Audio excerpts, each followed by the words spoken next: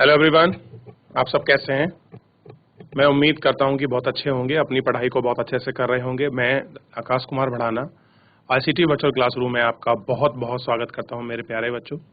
जैसा आपको पता है कि हमारी 11वीं क्लास है और 11वीं क्लास में आज हम लोग ज्योग्राफी के जो कुछ आपके महत्वपूर्ण क्वेश्चन आंसर हैं मैं उनको कराऊंगा और प्रश्न नंबर 2 से हम लोग अपनी चीज़ों को प्रारंभ करेंगे और सारी चीज़ों को हम लोग आपका देखेंगे। और जैसे कि चैप्टर सब पढ़ चुके हैं, अब लोग मेन इंपॉर्टेंट उनके क्वेश्चंस हैं, उन्हीं को हम लोग कंटिन्यू करेंगे, उन्हीं को हम लोग देखेंगे।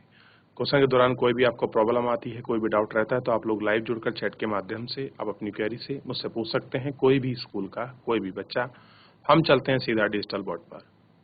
ध्यान दीजिए बच्चों, हम चैप्टर प्रारंभ करने जा रहे हैं, वो आपको पता होना चाहिए और चैप्टर के विषय में थोड़ा सा देख लीजिए। पार्ट नंबर 2,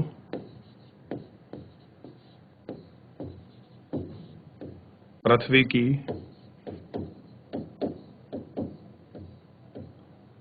उत्पत्ति एवं विकास। क्या देखना है? पृथ्वी की उत्पत्ति एवं विकास के विषय में हम लोगों को पढ़ना है और हम बात करेंगे क्या है पृथ्वी की उत्पत्ति एवं विकास। देखिए, पहले प्रश्न शुरू करेंगे। निम्नलिखित में से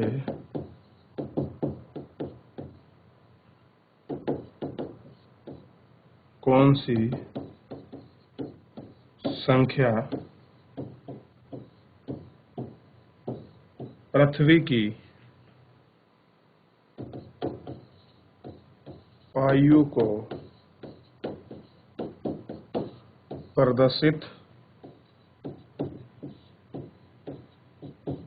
करती है? 4.6 लाख वर्ष,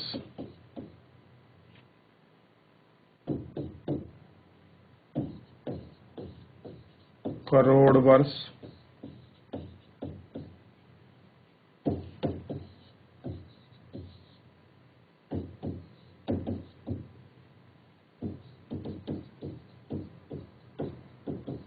1 अरब वर्ष, 1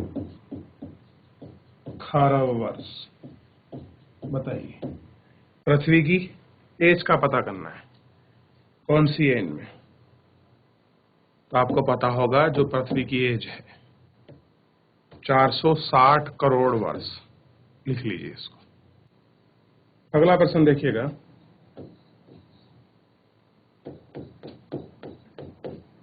निम्न में से कौन सी संख्या,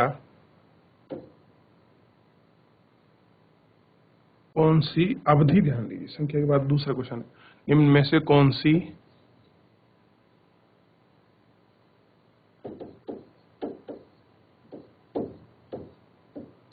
अवधि सबसे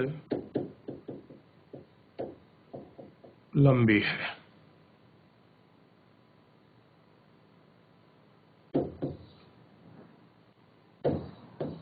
ईयान, जिसको इंग्लिश में बोलते हैं इस तरह से ईयॉन्स, महाकल्प यानी के एरा। तीसरा बोलते हैं कल्प यानी के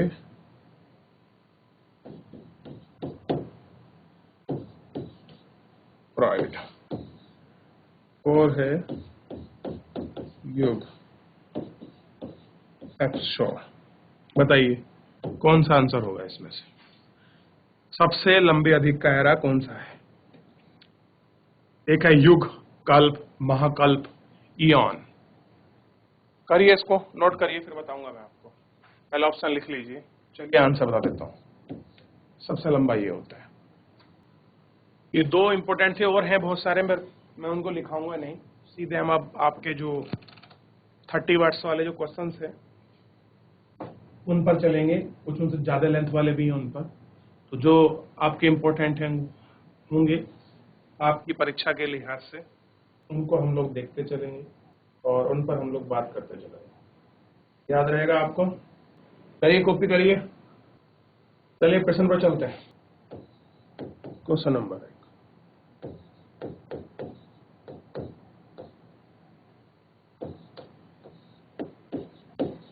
पार्थिव गिरह चट्टानी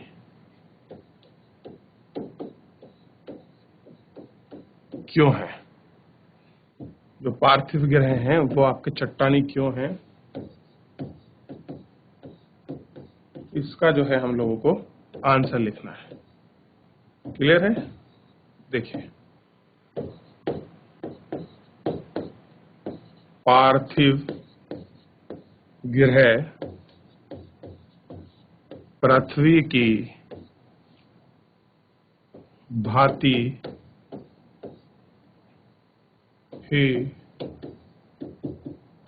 शैलो और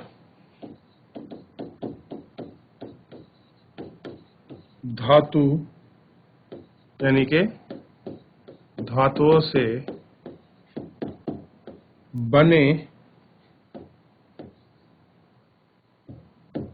हैं और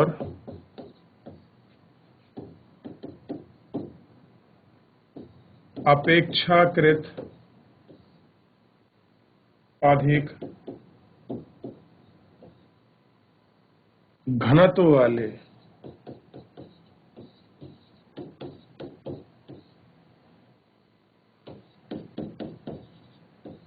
जनक तारे के बहुत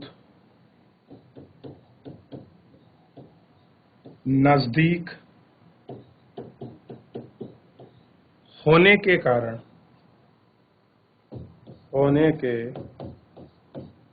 कारण और अत्यधिक तापमान के कारण इन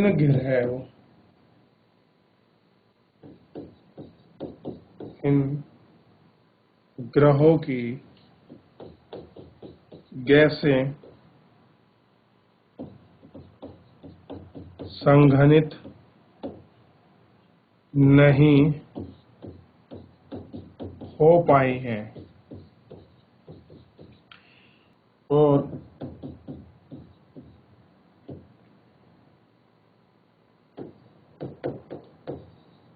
घनीभूत भी न हो सके।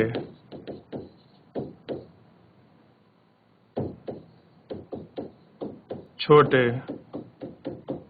होने के कारण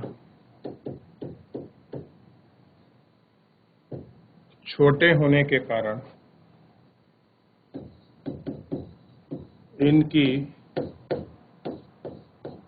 गुरुत्वाकर्षण शक्ति भी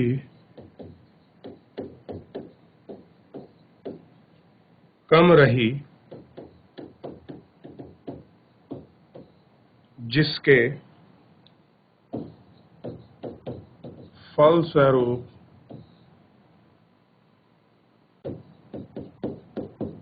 इनमें निकली हुई गैस इनमें रुक नहीं सकी।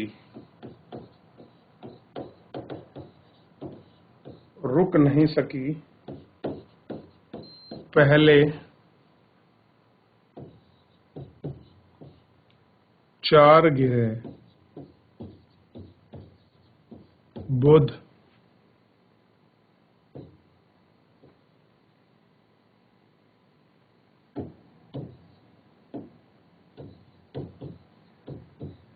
शुक्र, पृथ्वी और मंगल पार्थिव ग्रह कहे जाते हैं।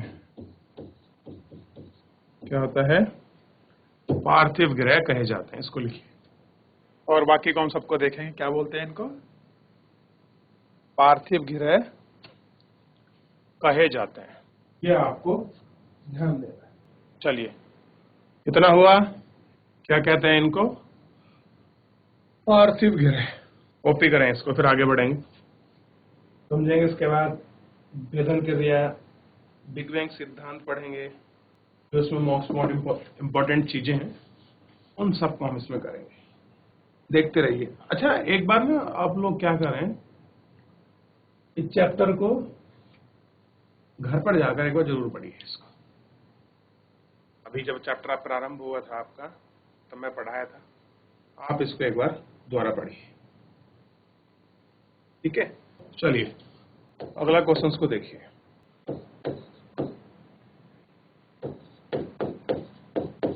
विभेदन प्रक्रिया से आप क्या समझते हैं, ये हमको देखना है।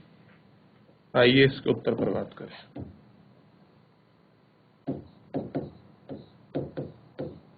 उत्तर को देखिए।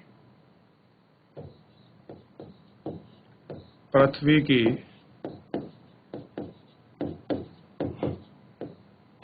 उत्पत्ति के दौरान और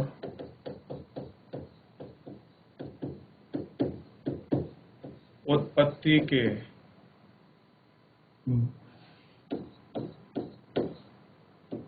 तुरंत बाद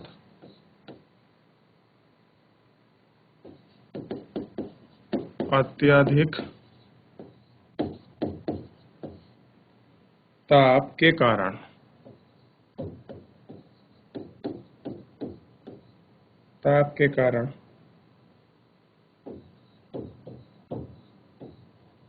पृथ्वी के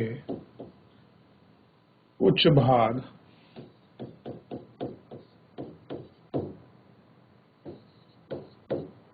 पिघल गए और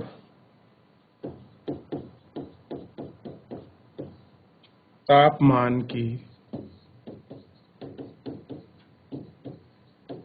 अधिकता के कारण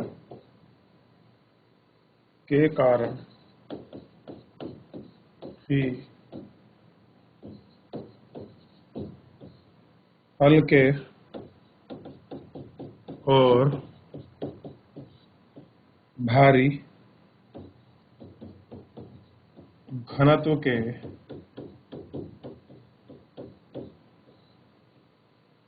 के मिश्रण वाले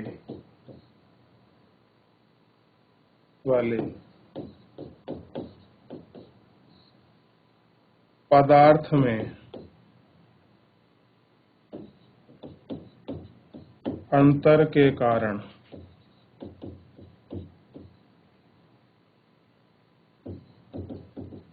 अलग होने शुरू हो गए। इसी अलगाव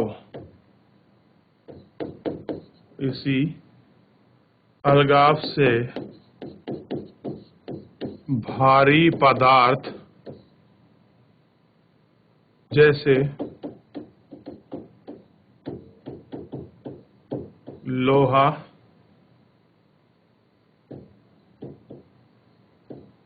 पृथ्वी के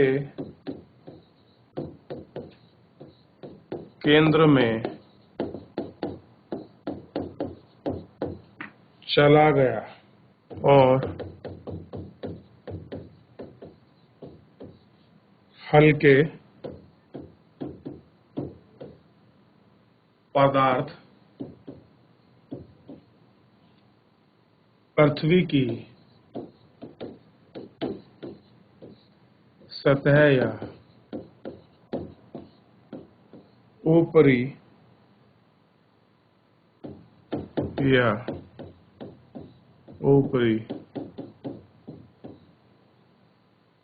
भाग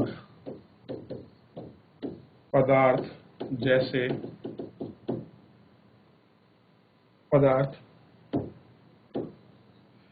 पृथ्वी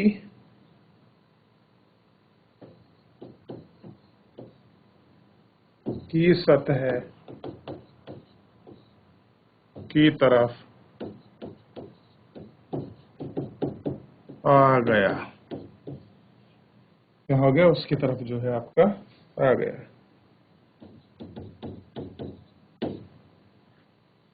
समय के साथ ये और ठंडे हुए। कौन ठंडे हुए? ग्रह और ठोस रूप में परिवर्तन होकर छोटे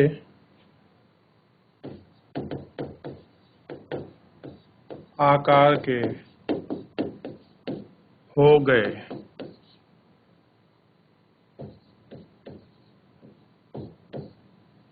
हल्के व भारी घनत्व वाले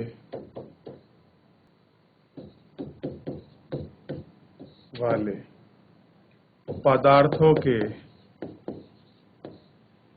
पृथक होने की इस प्रक्रिया को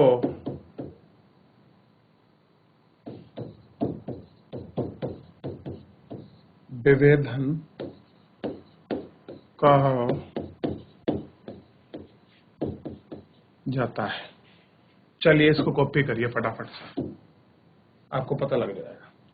जितने इसके महत्वपूर्ण पॉइंट है इसको फटाफट कॉपी करें। इस पेज को करिए।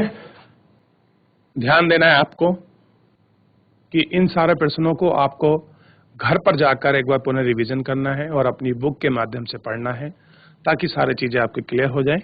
ध्यान रहेगा। तो आज के लिए इतना ही, मिलते हैं नेक्स्ट लेक्चर में। तब तक अपना ध्यान रखिए, स्वस्थ रहिए, अपनी पढ़ाई को बहुत अच्छे से करते रहिए। मुझसे जुड़ने के लिए आपका बहुत बहुत धन्यवाद।